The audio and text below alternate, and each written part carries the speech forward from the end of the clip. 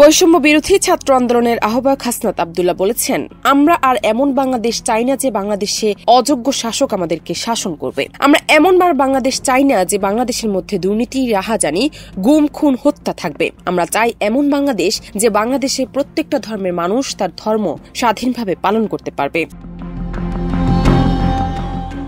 14 ফেব্রুয়ারি রাতে কুমিল্লার দেবিদ্বার উপজেলার ধামতিপ দরবার শরীফের 2 দিনব্যাপী ৭৭তম ইসালে সওয়াব মাহফিলের প্রথম দিনে তিনি কথা বলেন।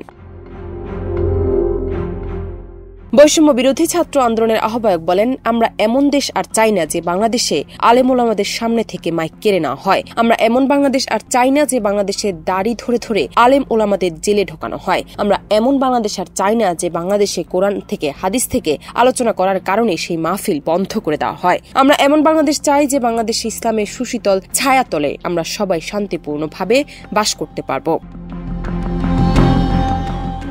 হাসনাত বলেন, আমাদের রাষ্ট্র কখনো আমাদের ঠিক করতে পারবে না, প্রশাসন আমাদেরকে কখনো ঠিক করতে পারবে না, পুলিশ আমাদের কখনো ঠিক করতে পারবে না যদি না আমরা নিজেরা নিজের থেকে ঠিক না হই।